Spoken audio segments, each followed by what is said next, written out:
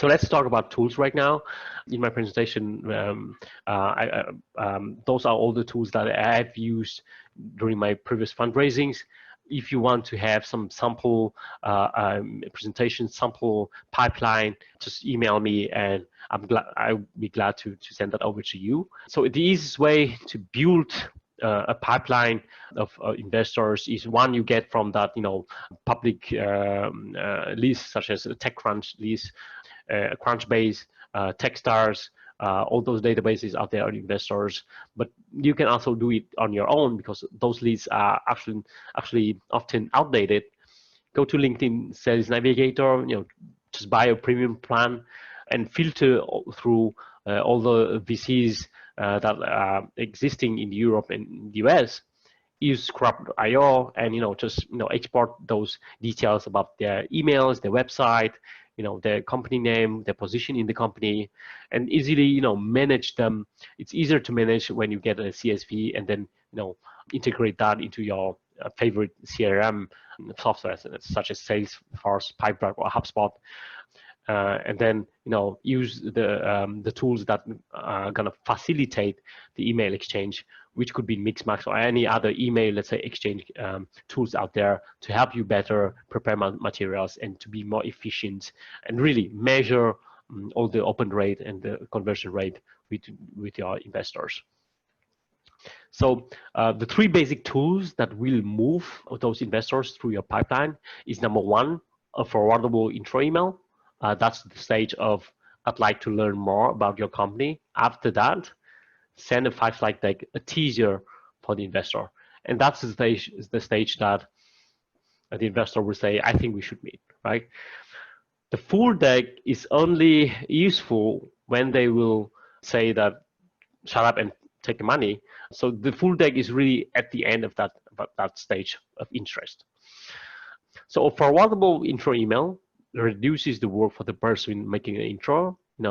Those people are well connected, make their job easier by giving them a blurb that is going to be consistent with what you want to achieve with your startup, and the message should be addressed to the final recipient.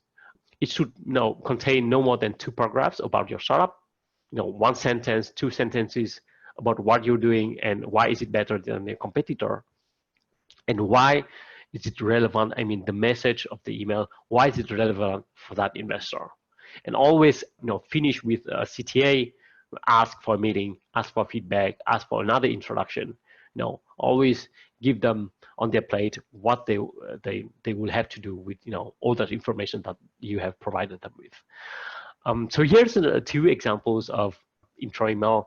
Let's get back to iMashUp example. So my email was, my name is Duke, I'm CEO of iMashUp, a collaboration platform that helps game designers to 10x design approval speed and reduces communication friction, right? And then there's a part about relevant statement. Why, what kind of traction do we have right now? Some key functions and some key investors or accelerators that now I have onboarded. And at the end, can you make a time for a quick call, right? Another tool is a 5-slide deck, a teaser, which you will send after they will answer, all right, so tell me more about the company. Or that teaser will be easily taken as an attachment and then easily forwarded to other team members in that VC fund. We're starting with a problem, then a solution, market, and traction, and team. So again, let's use the example of iMashUp.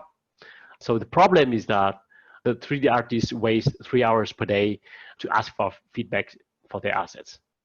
By the way, you may use those titles in a more efficient way if you just lay out the core message into the title. So never name the title a problem, solution, market, traction, and team. Just actually go straight to the point. Actually title your slide as I shown here. So we have this problem, we have the solution. So our cloud collaboration tool streamlines communication between 3D artists and their clients. And that's the solution, answering that problem. And now what is the market we are chasing? We are addressing a $5 billion 3D collaboration market. No, the market is one of the key things, because the investor, if it's going to be the US investor, really they won't even look at markets which are less than $1 billion. Why would they invest in a company and have 20 of them in the portfolio if they are not sure that the market that you are after is growing and it's large enough for you to be a $1 billion company? So the traction show that you have some users, you have revenue generated. The team has to be strong, and the VCs, they really have to like the team in order to invest in your company. So here's an example of the teaser for iMashop. As I said before, just hit me up on email and I can send that to you. At the end, if they have gone through the intro email, and if they have gone through the teaser, you can be pretty sure if you land the full deck on investors deck, they're ready to talk business. I mean, they're ready to offer you the term sheet and the investment agreement. So here's the basic structure of that full investor deck. You're going to talk about the team, you're going to talk about the vision, the problem, the demo, how the product looks like or how it works, what is the traction, any traction. If you are a social networks, and how many daily active users you're going to have, how much revenue or monthly recurring revenue or annual recurring revenue for your software as a service business, marketing, sales, how do you plan to acquire those customers, and what is the cost of them, what is the lifetime value and cost of acquisition for each customer. You have to explain them the business model, how you're gonna make so that so your software will make those clients reach their pocket, to transfer the money to you, and really what is the differentiation, what is your secret sauce, what is your competitive advantage over other companies that you are competing with. In software as a service business, it's called a moat, and it's really important that the more you grow, you create a bigger moat, like a defense wall before your competitors. So what's the opportunity? What I talk about, investors are really excited and when they see a big market with a growing potential. And the funding, the key terms of funding, how much are you raising for how much time? Do not tell them upfront how much percent are you willing to give. The demand, the valuation will be laterally driven by the demand in the current ground. A lot of people also add some financial models, other slides into the presentation. All of these can be easily added to appendix. So